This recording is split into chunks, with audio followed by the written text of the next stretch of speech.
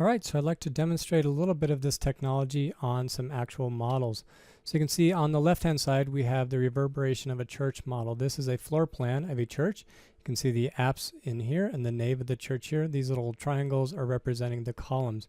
So we have two acoustical sources, this red dot circle here and this red circle here.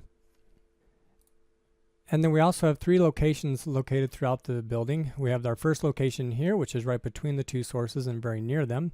We have location 2, which is back behind the columns and a little bit of an obstructed and deflected acoustical angle here.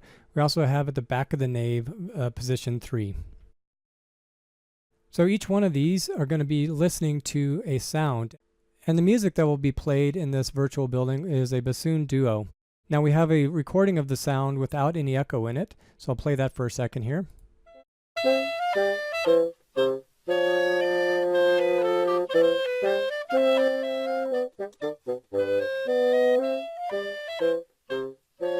Alright, so then from our first location, you'll see we have our first location is going to be here, the closest to the sound sources, and the model has been modeled with surface properties and material properties to reflect the sound as appropriate.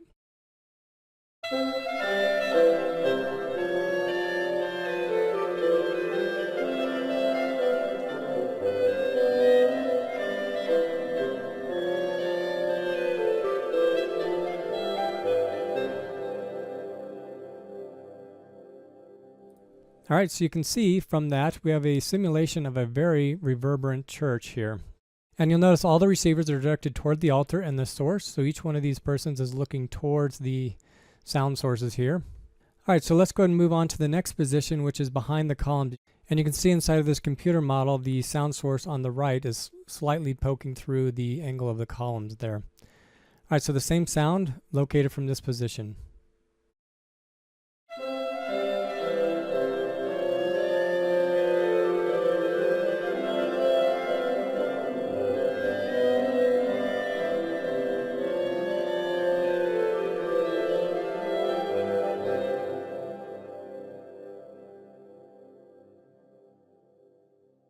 All right, so you can get a good sound or a good sense of the sound located from a deflected view here on this side aisle where the sound is reverberating quite a bit more throughout the cathedral.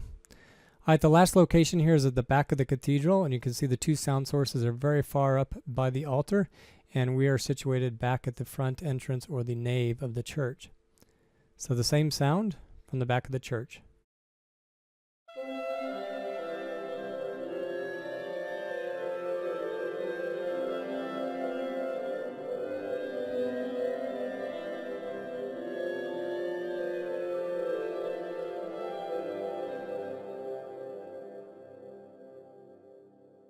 Okay, I think you can really tell the sense between these three different sources kind of at the tail end here. When the sound starts to fade away, you really get a sense of that reverberation time inside of that.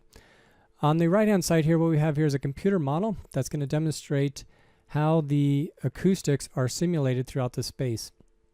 So this is a 3D computer model, and you can see we can turn on the acoustical source, and it starts to emanate throughout the space. And if we look at it from a side view here, you can see how the acoustic waves will start reacting to the surfaces here. And what's interesting is you can see how the dome features start to concentrate the sound. So you can see right here, this is where the sound is being concentrated. Especially up in here, you'll notice they'll all reflect and start concentrating right here. But you see, once again, it then starts to spread out. What's important in this kind of a situation is to make sure that these domed elements don't start concentrating the sound down in here, that they're actually far enough away that you can start to disperse the sound. And you can see here's a little bit more dense replication of the exact same sound source and how it reacts to the space. So with this kind of information, we can change the angles, the deflection, the shape of the building, and also the materials of each surface to determine how much it's going to reflect the sound or how much it's going to be scattering the sound.